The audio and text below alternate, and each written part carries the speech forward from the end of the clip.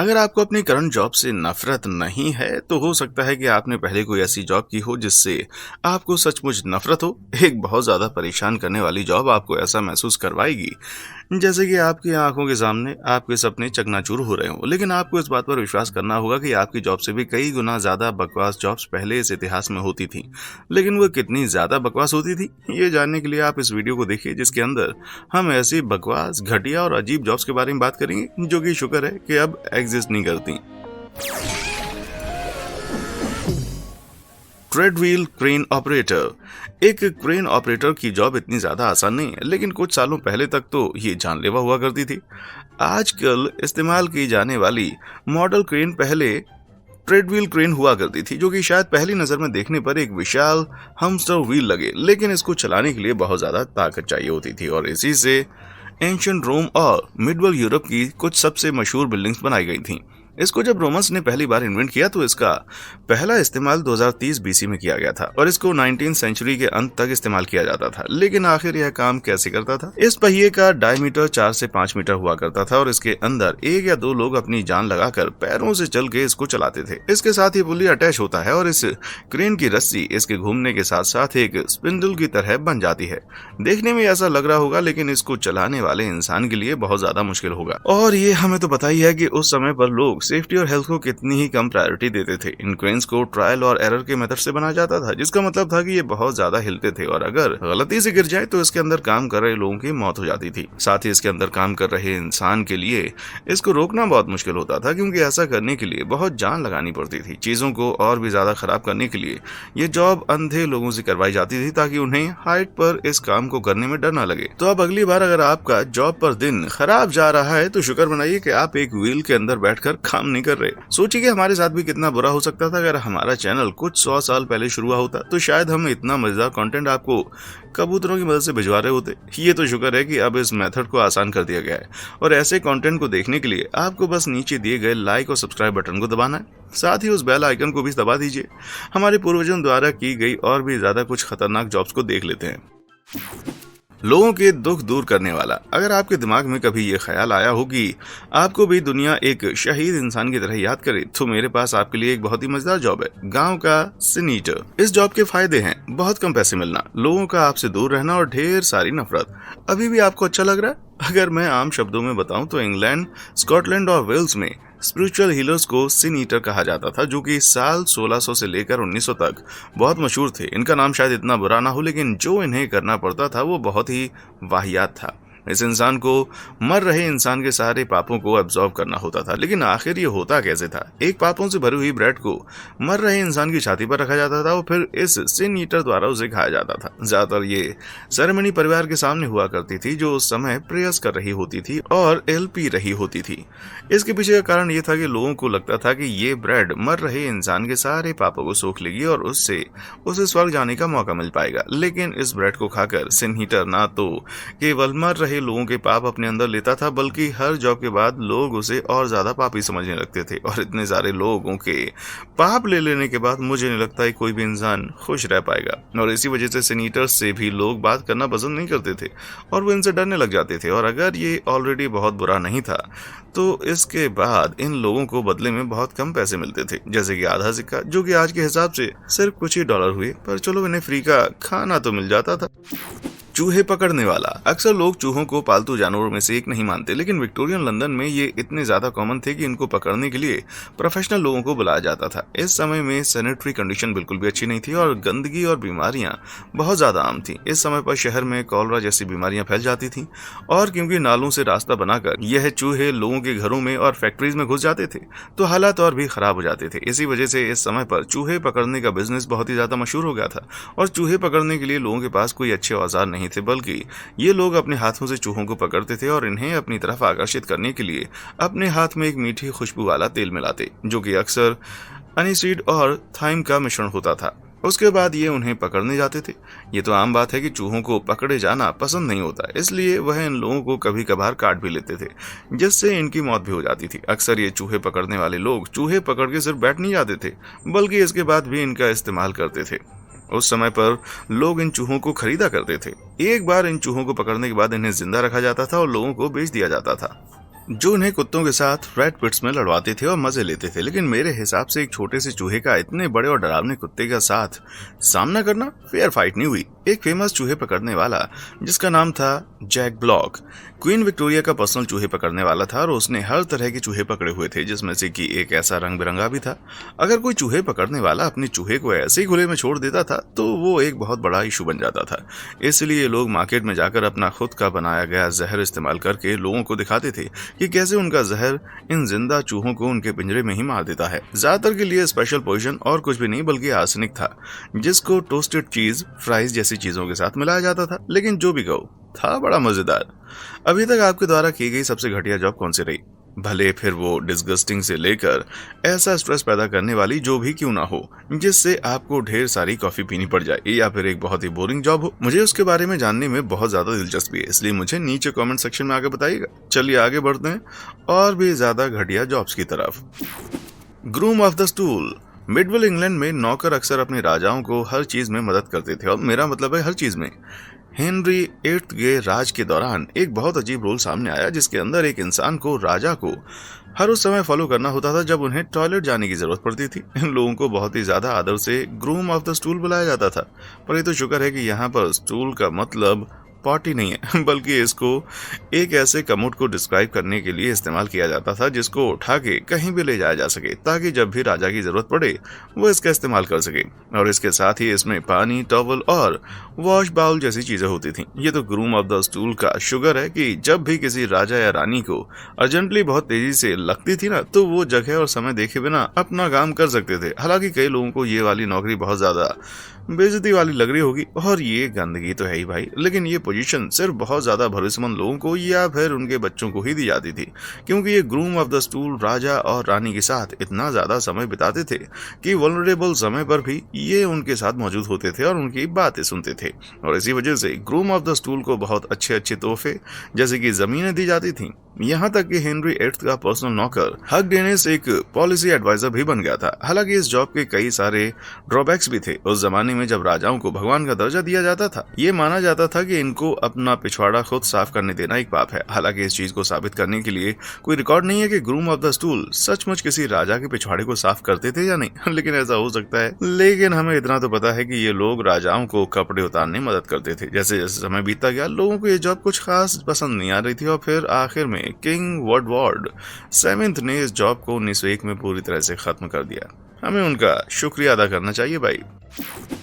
बाजुओं के बाल निकालना। आजकल ब्यूटी स्टैंडर्ड इतने ज्यादा बदल रहे हैं कि फैशन इंडस्ट्री कभी भी खत्म नहीं हो सकती और हाई डिमांड में रहती है। एंशिएंट रोम में हेयर ड्रेसर्स को ऑर्नाट्रिक्स के नाम से जाना जाता था, जो कि औरतों के बाल बनाती थी, और उस समय पर फैशन में औरतों के बालों को खड़ा करके उसके अंदर ज्वेलरी लगाना था, और ऑर्नाट्रिक्स कोई बहुत ज्यादा वैल्यूएबल नौकर माना जाता था, जो कि अपना काम बहुत अच्छे से करते थे। साथ ही वो लोगों के एक्स्ट्रा बालों को भी निकालते थे, जैसे कि उनके आईब्रो, और यहाँ तक कि वो अपने क्लाइंट के सफेद बालों को भी एक एक करके निकालते थे। लेकिन एंशिएंट रोम में सिर्फ औरतें ही नहीं थी जो कि अपने बालों को खींचकर निकलवाती थी। अपने एक लेटर में सेनेका द यंगर, जो कि एम्परर नीरो के एक स्टोइक फिलोसोफर और ट्यूटर थे, उन्होंने लिखा है कि अपने बाजू के बाल ना निकलवाना अपने आप का ध्यान ना रखने वाली बात हो जाती है।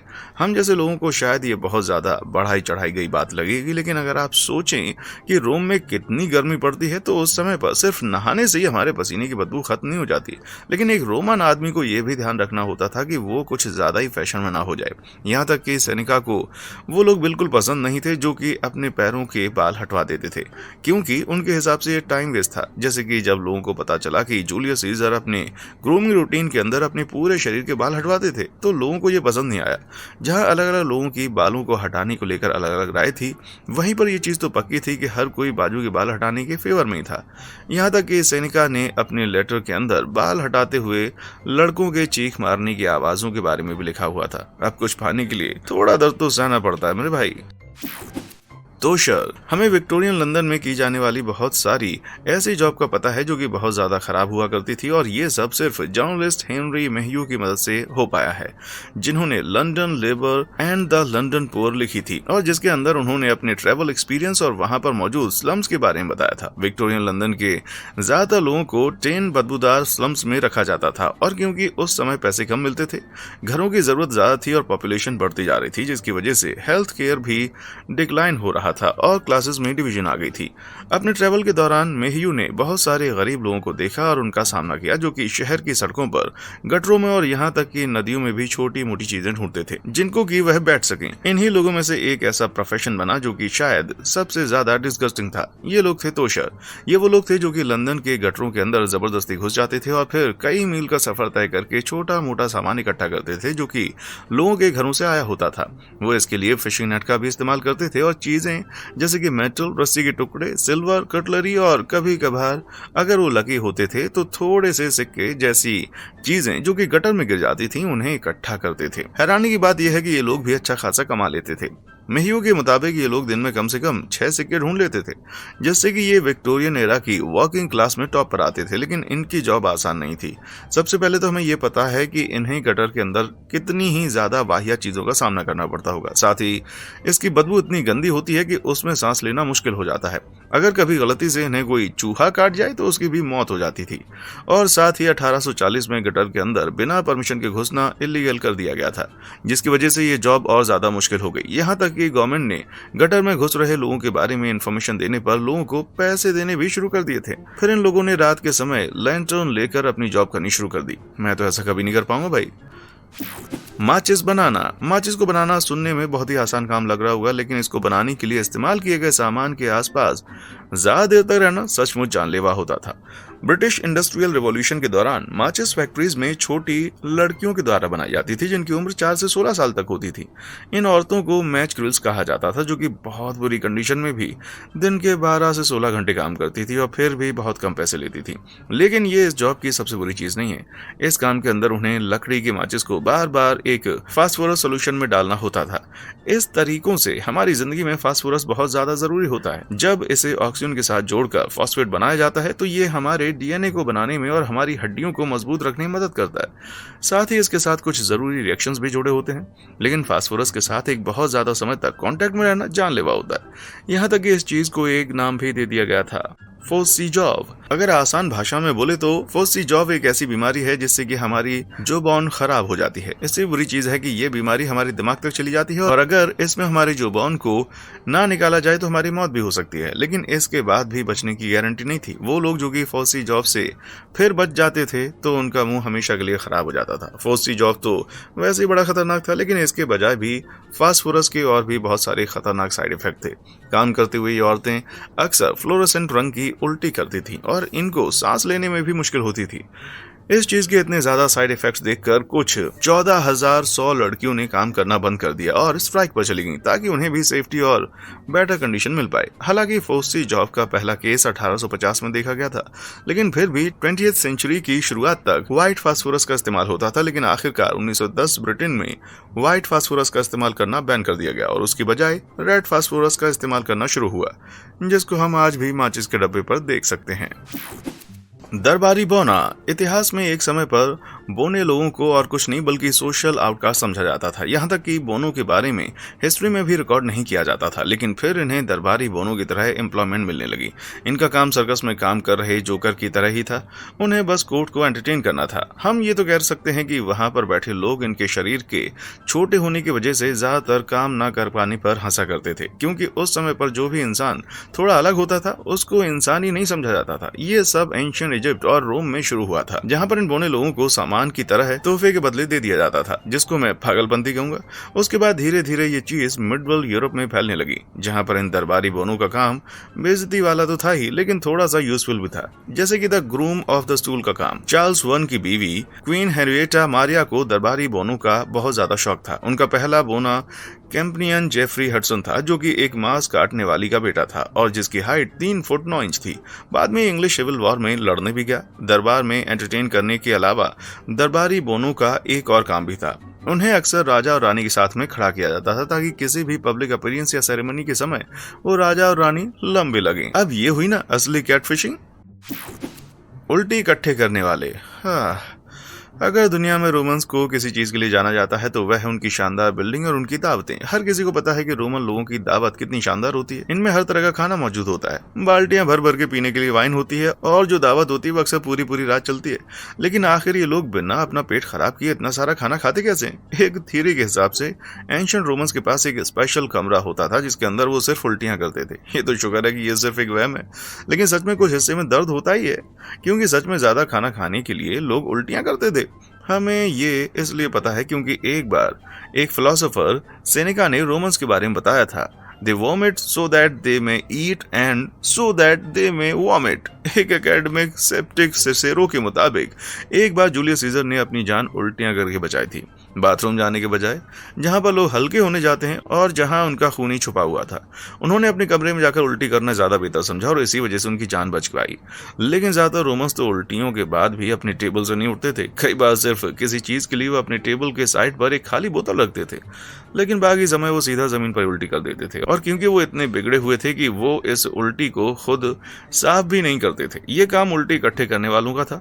ये बेचारे नौकर अपने हाथों और पैरों पर चल के टेबल के आसपास घूमकर गंद को साफ करते थे और कभी कभार अगर भाग्य से उनके पास भाटिया होती थी तो वो उसमें उल्टी कर लेते थे। इससे भी बकवास चीज ये थी कि इन नौकरों को बिना परमिशन के कमरे से बाहर जाने की आजादी भी नहीं दी जाती थी। इसका मतलब था कि इतनी सारी उल्टी के बीच उन्हें पूरा समय बैठना पड़ता था और वो सांस न जाने कैसे ले पाते थे भाई। प्योर ढूंढने वाले, अगर आपको लगता था कि ग्रूम ऑफ द स्टूल की जॉब बकवास है तो जरा देखिए और सुनिए कि असल में प्योर फाइंडर्स करते क्या थे। अक्सर ये बेचारे लोग कुत्तों के पीछे चलते हुए दिखाई देते थे, क्योंकि ये प्योर की तलाश में होते थे, जो कि असल में कुत्ते की टट्टी को बोला जाता है। मैं जानता हूँ आप क्या सोच रहे हैं कि कौन सा सही दिमाग वाला आदमी इस चीज को खरीदेगा। खैर, लेट 1800 में लेदर बहुत ज्यादा पॉपुलर हो चुका था और शायद आपको जानकर हैरानी हो कि कुत्ते की पूप को एक सॉफ्टनर की तरह इस्तेमाल भी किया जाता था और इसके इस्तेमाल की वजह से इसको प्योर का नाम भी दिया गया। पहली बार जब 1830 में ये जॉब सामने आई, बहुत कम लोग इसके बारे में जानते थे और कम कंपटीशन का मतलब था कि लोग सिर्फ कुत्ते की टट्टी उठाकर अच्छे खासे पैसे कमा सकते थे।